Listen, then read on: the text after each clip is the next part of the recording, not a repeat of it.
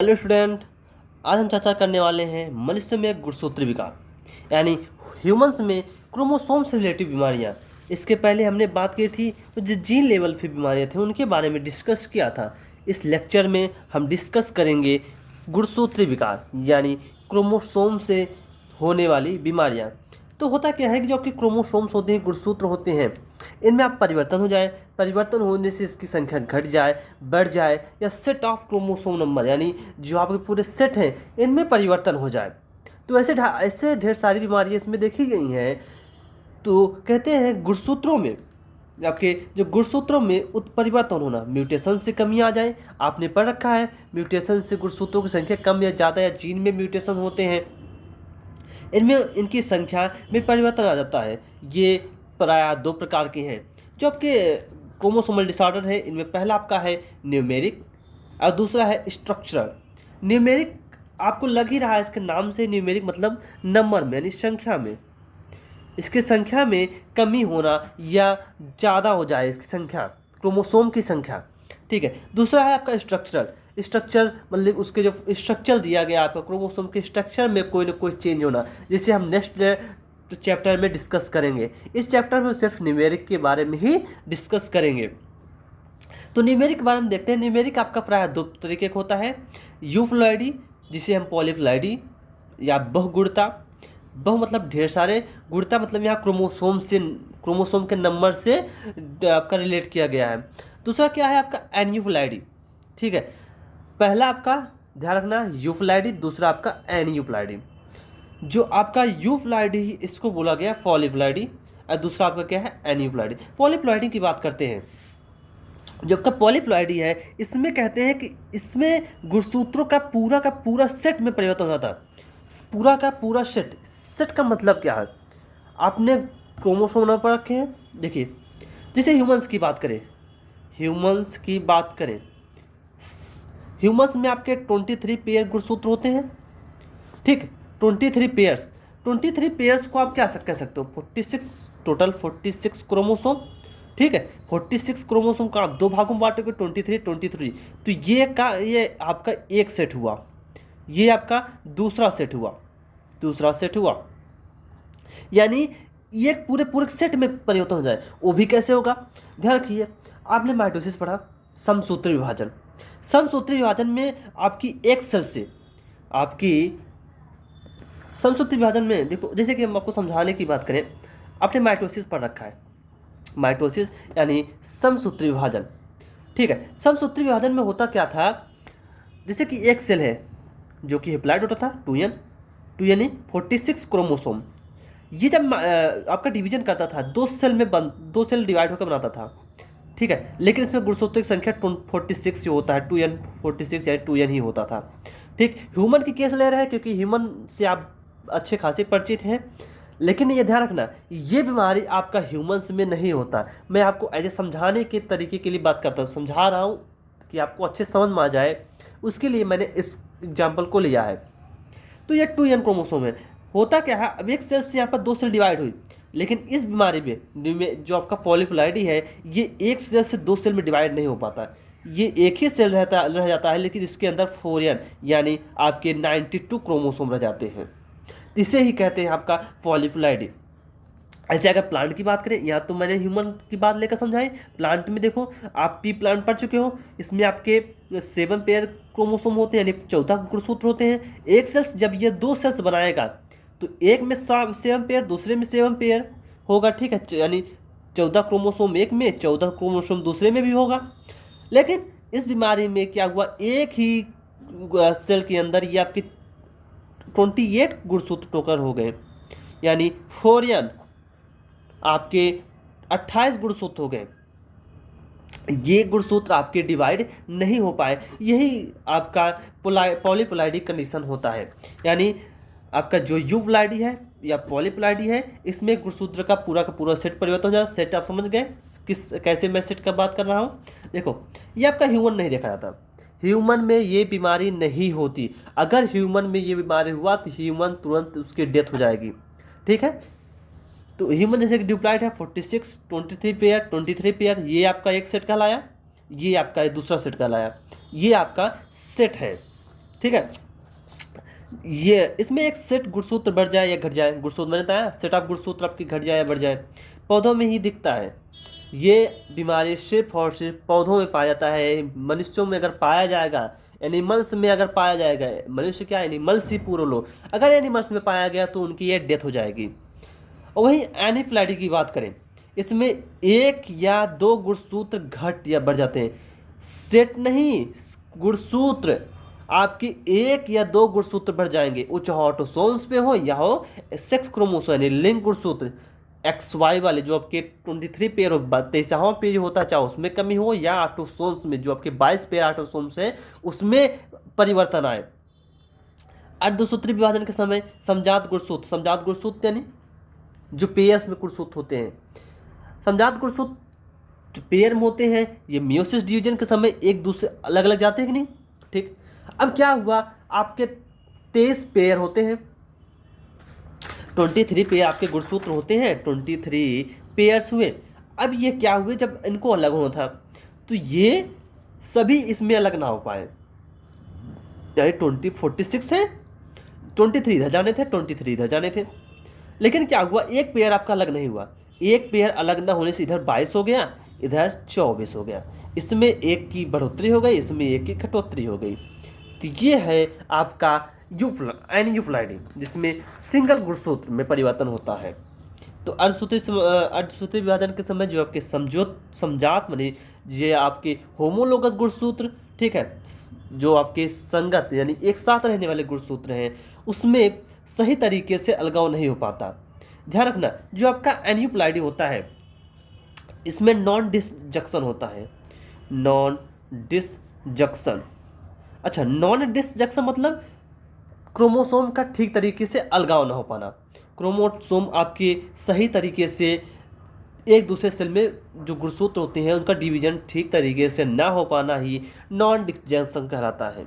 ठीक है, अगर आपके गुणसूत्र की संख्या बढ़ी, अगर गुणसूत्र संख्या बढ़ी उसे बोलते हैं हाइपर। हाइपर मतलब होता है ज़्यादा, हाइपो मतलब होता है कम।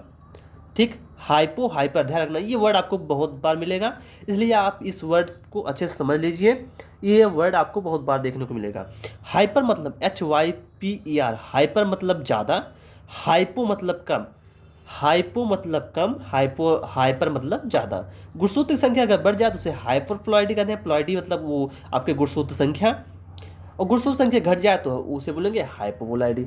आगे देखते हैं, आगे बात करते हैं जो आपके यूप्लॉइडी आपने देखा क्या सेट में परिवर्तन होना, एक जैसे कि देखो एक सेट बढ़कर 2n नॉर्मली होता है, एक सेट बढ़ा 3n हो गया, या 2n बढ़ गया तो 4n हो गया। मैंने बताया आपको सेल डिवीजन कैसे नंबर ऑफ सेट बढ़ जाते थे, ये आपको प्लांट में ही देखने को मिलेगा।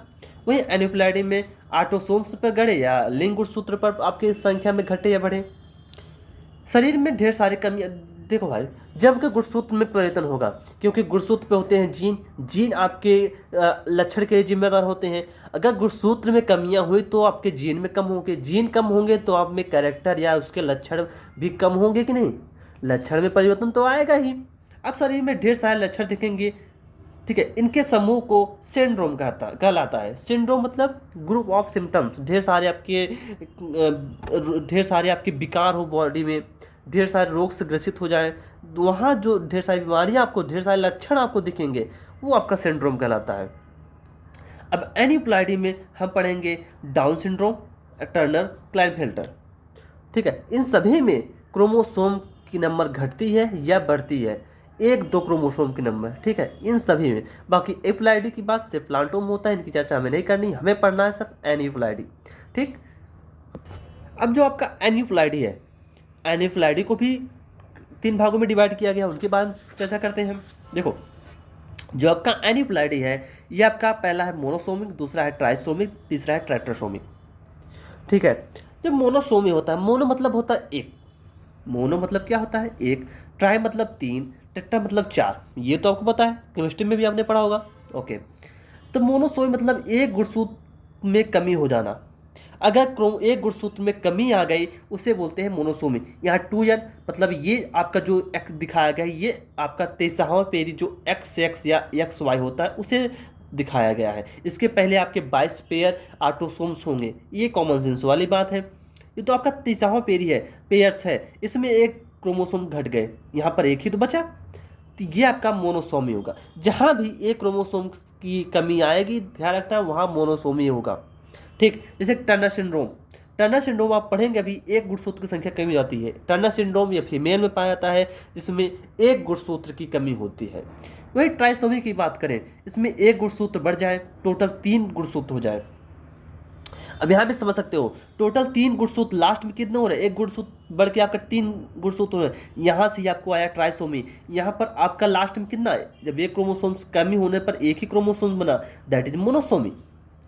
और यही आपका 2 गुणसूत्र बढ़ जाए, टोटल आपके कितने हुए, 4 गुणसूत्र हुए तो टेट्रासोमी। यहाँ पर टोटल 3 गुणसूत्र हुए तो ट्राइसोमी, यहाँ पर 1 गुणसूत्र हुए तो मोनोसोमी। अब सोचो, नॉर्मल आपके 2 गुणसूत्र होते हैं, 2 गुणसूत्र में अगर एक होना है तो यानी एक की कमी होगी, अगर एक होना है यानी मोनोसोमी होना तो एक की कमी होगी। कॉमन सेंस, दिमाग लगाओ, एक होना है एक को ही कहेंगे मोनोसोमी। तो नॉर्मल आपके 2 गुणसूत्र होते हैं, 2 पेयर होते हैं, यानी एक की कमी होगी तभी तो एक बचेगा। ध्यान रखने का तरीका, ठीक है, कैसे आप इससे ध्यान रखोगे।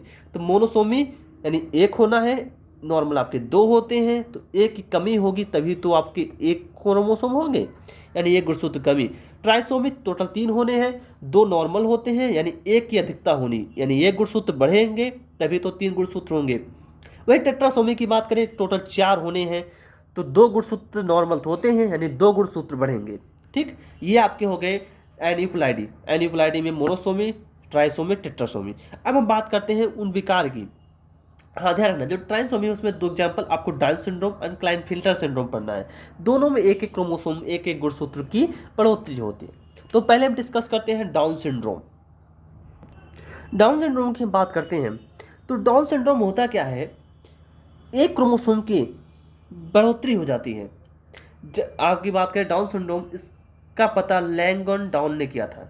लैंगडन डाउन ने 1866 में इस बीमारी का पता लगाया, इस सिंड्रोम का पता लगाया।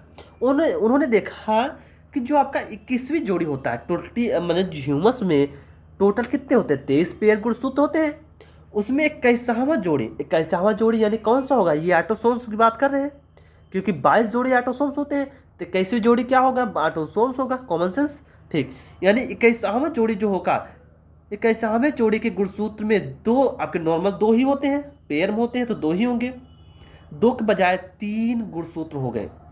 यानी आपका 21वां पेयर हो, जो 21वां पेयर आपका 21वां पेयर में देख रहे हो, ये 1 गुणसूत्र बढ़ गए, टोटल 27 तो होंगे, उसमें कोई शक नहीं, क्योंकि टोटल 46 होते हैं, 1 गुणसूत्र बढ़ी तो 27 तो होंगे। वो डिपेंड, आप गुणसूत्र कहीं भी बढ़े लेकिन टोटल तो 27 होने ही है। 2n+1 ट्राइसोमी, 1 गुणसूत्र बढ़ी, टोटल कितने हुए, 3 गुणसूत्र। लेकिन किस पे हुए, 21 पेयर। आपको ध्यान रखना होगा, डाउन सिंड्रोम में 21वें पेयर पे 1 गुणसूत्र की संख्या बढ़ती है, यानी 21वें पेयर में नॉर्मल बात करें आपके 2 क्रोमोसोम होंगे, 21st पेयर पे पेयर होंगे, जोड़ी में होंगे, तो इसमें 1 क्रोमोसोम का बढ़ गया तो आपका ट्राइसोमी हो गया कि नहीं, 3 गुणसूत्र दिखने लगे, दैट इज ट्राइसोमी।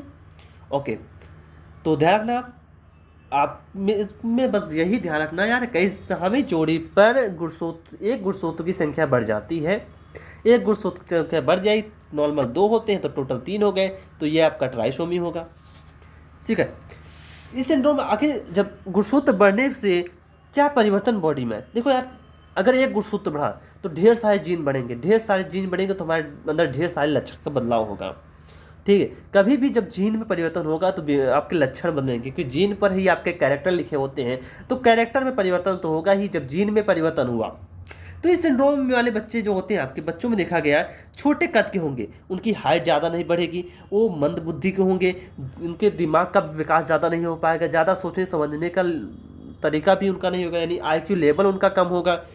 तो ऐसे जो बच्चे होते हैं वो 16-17 साल में इनकी डेथ हो जाती है। बहुत कम ही बच्चे होते हैं जो आपके 30-40 साल की एज तक जीवित रहते हैं। मैक्सिमम जो बच्चे होते हैं आपके 16-17 साल की एज में इनकी डेथ हो जाती है।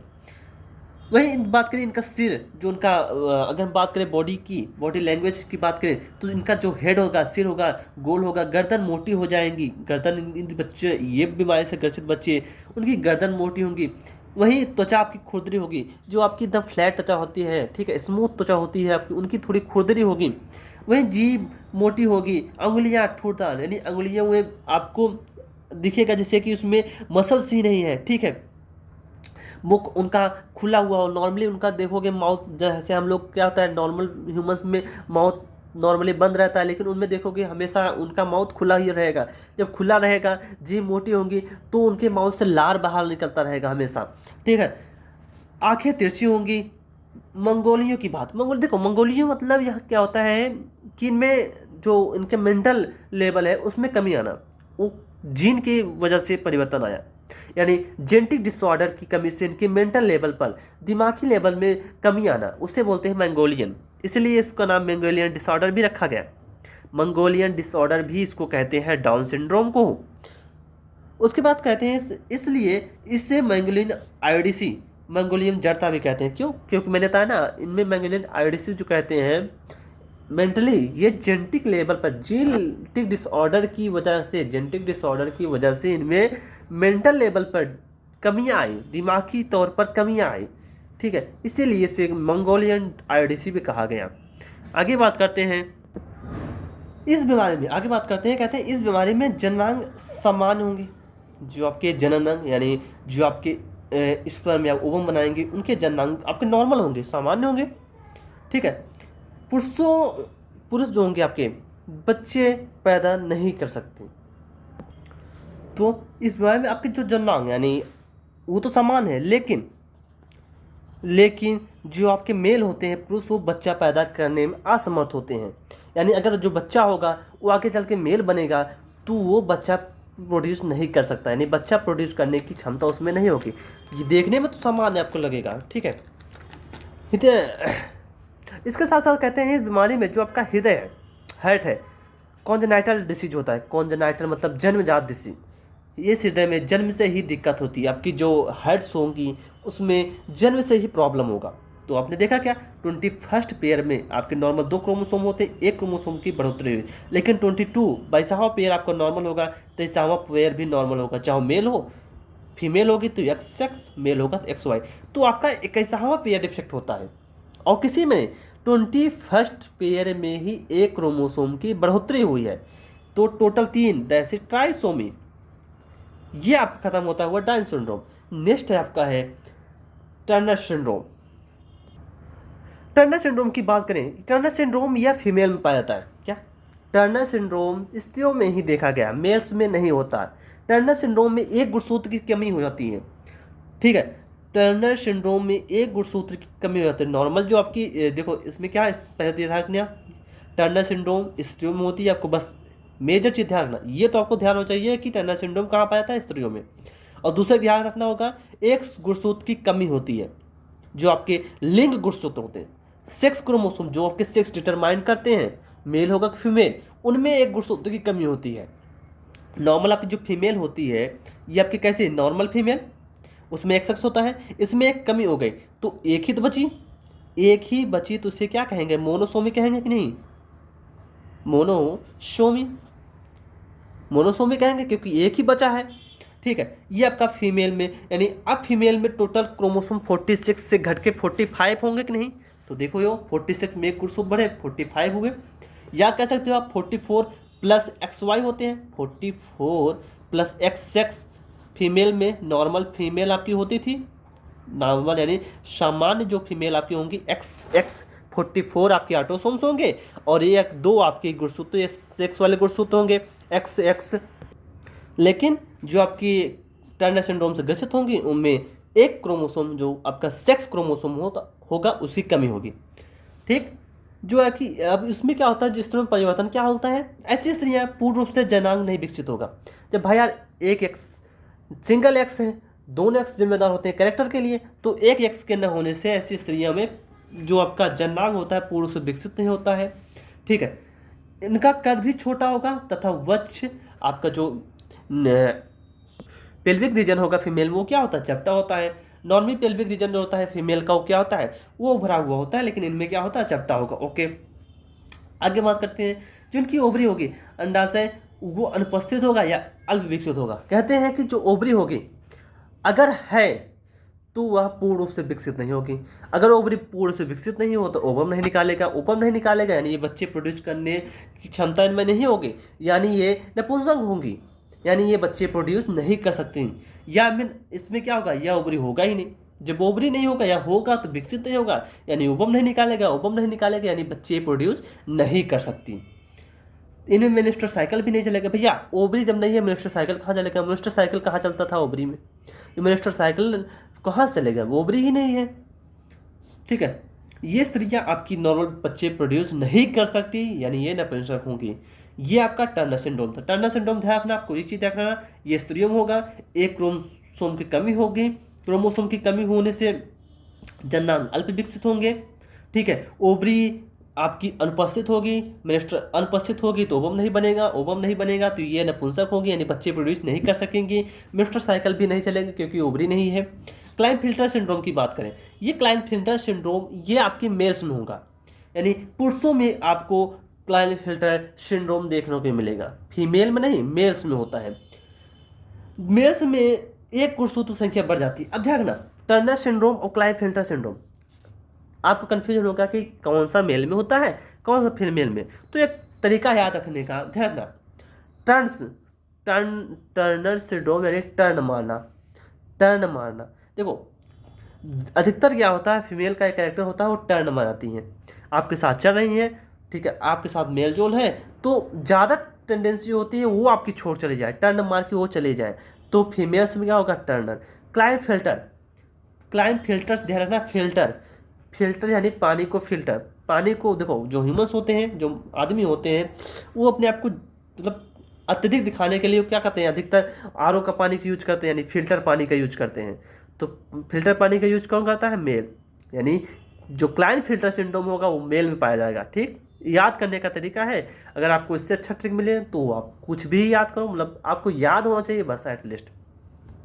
क्लाइनफिल्टर सिंड्रोम की बात करें, ये आपका पुरुषों में देखा गया। इसमें क्या आता है, लिंग गुणसूत्र की संख्या बढ़ जाती है। आपकी जो नॉर्मल लिंग गुणसूत्र होते हैं, नॉर्मल एक्स वाई होते हैं, तो उसमें आपका एक एक्स और बढ़ जाता है। ठीक है, डबल एक्स वाई, टोटल 47 गुणसूत्र होंगे। ओ भैया 2n+1, तो नॉर्मल 2n होता है +1, 47 हुआ नहीं। और 23, इसको ऐसे बोल सकते हो 46 + 1 47 तो होना ही होना है। तो नॉर्मल मेल में एक्स वाई होता है, लेकिन क्लाइनफिल्टर जो मेल होंगे उसमें आपका एक एक्स और बढ़ जाएगा, एक्स वाई, तो टोटल इसमें 47 गुणसूत्र हो गए। इसमें ध्यान रखने वाली बात इसमें क्या है, फिल्टर पानी मेल पिएगा यानी पुरुषों में होगा, लिंग गुणसूत्र की संख्या में बढ़ोतरी होती है, टोटल गुणसूत्र क्या होंगे, बढ़ जाएंगे। तो ये भी कैसा होगा, ट्राइसोमी। भैया एक गुणसूत्र संख्या यहाँ भी बढ़ रही है तो ये भी कैसा होगा, ट्राइसोमी। टोटल 3 हो रहे हैं, 3 गुणसूत्र, ध्यान रखना। ठीक, आगे इसमें लिखा भी है लिंग गुणसूत्र के लिए इस ट्राइसोमी होते हैं। भाई साहब ट्राइसोमी होंगे 2n+1, देखो 2n+1 23 पेयर होते हैं। देखो 40, नॉर्मल कितने हैं 44 क्या है, ऑटोसोम। उसके बाद 2 आपके लिंग गुणसूत्र होते हैं एक्स और वाई मेल में, लेकिन एक एक्स एक्स्ट्रा बढ़ गया। ठीक, अब एक्स्ट्रा एक्स बढ़ने से एक्स्ट्रा कैरेक्टर आपके अंदर आएंगे कि नहीं, एक्स्ट्रा एक्स बढ़ा तो एक्स फीमेल में होता है तो फीमेल वाली कैरेक्टर मेल में दिखने लगता है, इसे कहते हैं गायनेकोमैस्टिया। जब फीमेल कैरेक्टर मेल में दिखने लगे उसे कहते हैं गायनेकोमैस्टिया, ध्यान रखना, आगे मिलेगा भी आपको। वाई गुणसूत्र के कारण शरीर का सामान्य पुरुषों जैसा होता है, यानी वाई क्रोमोसोम प्रेजेंट है, ठीक है, प्रेजेंट है तो मेल जैसा कैरेक्टर आप, यानी मेल जैसा कैरेक्टर पुरुषों में देखने को मिलेगा। ऐसे व्यक्तियों में पुरुषों के कैरेक्टर तो मिलेंगे, ठीक है, लेकिन अतिरिक्त एक्स गुणसूत्र, एक एक्स्ट्रा एक्स गुणसूत्र है जिसकी वजह से टेस्टिस तथा जननांग पूर्ण रूप से विकसित नहीं होंगे। जो आपके टेस्टिस होंगे, जो आपके स्पर्म निकालते हैं, और ढेर सारे जो जननांग है आपके, जो आपके सहायक जननांग है, उनका डेवलपमेंट ठीक से नहीं हो पाएगा। जब ठीक से डेवलपमेंट नहीं होगा तो स्पर्म का ठीक से फॉर्मेशन नहीं होगा, स्पर्म का ठीक से फॉर्मेशन नहीं होगा तो क्या ऐसे लोग बच्चे प्रोड्यूस कर सकेंगे, नहीं, ऐसे लोग भी बच्चे प्रोड्यूस करने में असमर्थ होंगे। ठीक है, वही बात करते हैं, शुक्राणु भी नहीं बनेंगे भैया, जब टेस्टिस गड़बड़ है तो शुक्राणु कहाँ बनेंगे। ऐसे पुरुषों में स्त्रियों जैसे स्तनों का विकास हो जाता है। एक्स्ट्रा एक्स है ना, एक्स्ट्रा एक्स की वजह से इनमें ब्रेस्ट का डेवलपमेंट हो गया, स्तनों का डेवलपमेंट हो गया। ठीक है, अगर स्तन का डेवलपमेंट देखो मेल में होता है लेकिन नॉन फंक्शनल होता है, लेकिन इनमें फंक्शनल जैसी वर्क मतलब ये और ज़्यादा फीमेल की तरह दिखने लगेंगी। यानी ध्यान रखना, जो ब्रेस्ट होता है मेल में भी होता है लेकिन ये क्या होता है, नॉन फंक्शनल, फंक्शन नहीं करता। लेकिन जब आपके एक्स क्रोमोसोम एक्स्ट्रा बढ़ेंगे उसके वजह से आप में जो स्तन होंगे, ब्रेस्ट होंगे, वो स्त्रियों की तरह विकास होने लगेगा उनका। इसे ही कहते हैं गायनेकोमेस्टिया। अगर आप में ब्रेस्ट का डेवलपमेंट हो जाए मेल में तो उसे कहते हैं गायनेकोमेस्टिया। लिंग गुणसूत्र में वृद्धि हुई तो उसमें एडिशनल एक्स क्रोमोसोम बढ़ रहे हैं, 2 बढ़ सकते हैं, 3 बढ़ सकते हैं, इससे अधिक भी बढ़ सकते हैं, नंबर ऑफ एक्स क्रोमोसोम ज़्यादा बढ़ सकते हैं। तो ये आपका क्या है, क्लाइनफेल्टर सिंड्रोम। कहते हैं अगर एक्स डबल वाई तो वाई एक्स्ट्रा बढ़ जाए तो ऐसे पुरुष आपके बुद्धिहीन होंगे, उसमें और सारे गुस्सैल होंगे, यानी दिमागी लेवल उनका बहुत ही कम होगा, साथ में बहुत छोटी छोटी बात पे गुस्सा करेंगे, छोटी छोटी बात पे मतलब गुस्सा कर जाएंगे, छोटी छोटी बात, आप छोटी बात करो उग्र हो जाएंगे। ठीक है, उग्र स्वभाव के होंगे। ऐसे लोग अति नर कहलाते हैं, सुपर मेल। ध्यान रखना, सुपर मेल और सुपर फीमेल 2 कंडीशंस होती हैं। जो सुपर मेल होता है, सुपर मतलब एक्स्ट्रा, एक्स्ट्रा यहाँ पर मेल वाई कैरेक्टर की वजह से होता है, वाई गुणसूत्र की वजह से मेलनेस आता है। तो वाई गुणसूत्र अगर बढ़ जाए तो बोलते हैं सुपर मेल, और एक्स क्रोमोसोम की वजह से फीमेल नेचर आती है। तो एक्स क्रोमोसोम अगर बढ़ जाए तो वहां पर होता है सुपर फीमेल। ठीक, वाई क्रोमोसोम बढ़े तो सुपर मेल, एक्स क्रोमोसोम बढ़े तो सुपर फीमेल, कोई प्रॉब्लम नहीं होनी चाहिए आपको।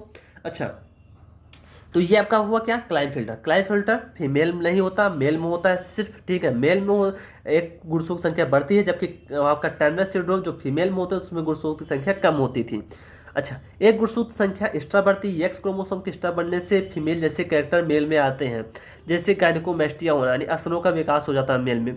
अगर एक्स वाई क्रोमोसोम बढ़ रहा है, एक्स्ट्रा बढ़ रहा है, तो वहाँ पर सुपर मेल बनेगा। एक्स क्रोमोसोम या एक्स गुणसूत्र की संख्या बढ़े तो सुपर फीमेल या अतिमादाएं बनेंगी। ठीक है, जबकि सुपर फीमेल होती है, अगर ये बनेंगे भैया बुद्धिहीन होंगी, ये भी फर्टाइल होंगी, यानी बच्चे प्रोड्यूस कर सकेंगे, लेकिन ये बुद्धिहीन होंगी। अब नेक्स्ट आता है बार बॉडी। आपका नेक्स्ट जो हेडिंग है बार बॉडी। बार बॉडी कहते हैं 1949 में बार और बार्ट्रॉम ने इसका पता लगाया, इसीलिए इनका नाम बार बॉडी या बार काय रख दिया गया। बार बॉडी में होता क्या है, जो फीमेल आपकी एक्स्ट्रा एक्स क्रोमोसोम होती हैं, एक्स क्रोमोसोम, जैसे फीमेल की बात करें, फीमेल 2 एक्स क्रोमोसोम होते हैं, सोमैटिक होती हैं, मतलब सेम होती हैं, एक्सेप्ट 2 एक्स क्रोमोसोम। अगर 2 एक्स क्रोमोसोम है, डबल जीन होंगे, 2 कॉपी जीन बनेंगे, 2 कॉपी जीन बनेंगे तो उसमें जो कैरेक्टर्स होंगे, जो लक्षण आएंगे वो भी डबल हो जाएंगे। अगर लक्षण डबल आ रहे हैं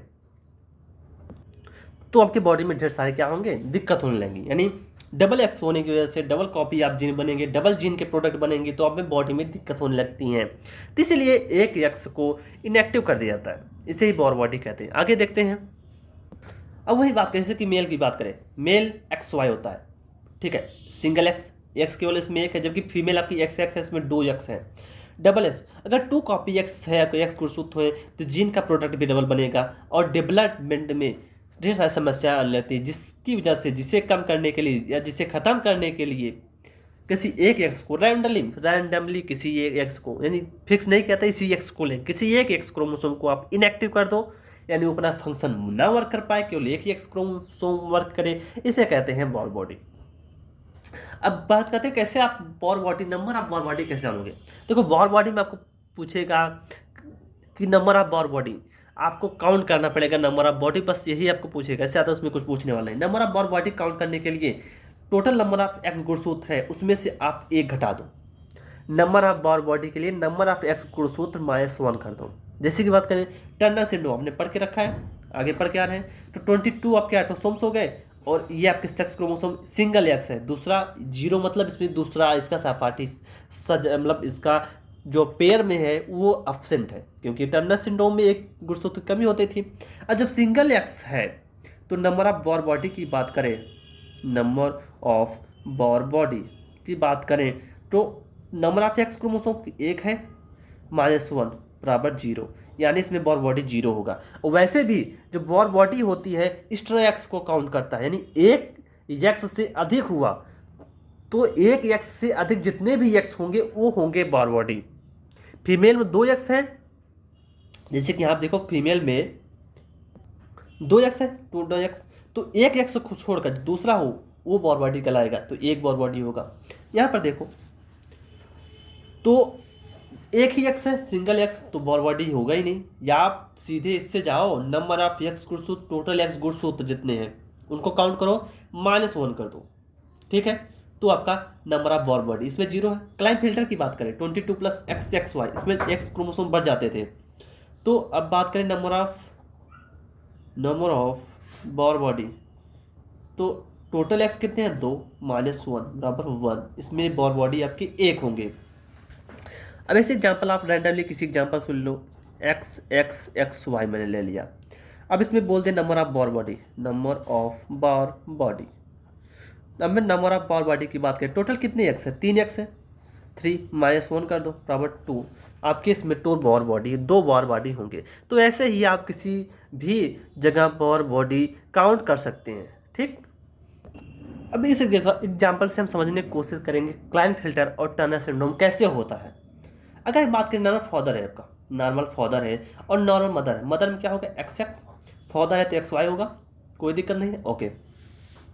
जबकि एक्स एक्स होंगे नॉर्मल मदर, तो इसमें आप गैमेट्स की बात करें, गैमेट्स तो मेल में क्या बनता है स्पर्म, ठीक है, स्पर्म बनेगा, एक में एक्स जाएगा दूसरे में वाई, वहीं फीमेल में ओवम बनता है, एक में एक्स दूसरे में एक्स। अच्छा, अब क्या कहते हैं नॉर्मल एक्स सेक्स बनती हैं, लेकिन इसमें क्या हुआ फीमेल में नॉन डिसजंक्शन हुआ, नॉन डिसजंक्शन आपको याद होगा एन्यूप्लाइडियम बनता था, जहां number of chromosome, non disjunction मतलब गुणसूत्र ठीक से सेपरेट यानी अलग नहीं हो पाए, सेपरेट नहीं हो पाए, यानी इनको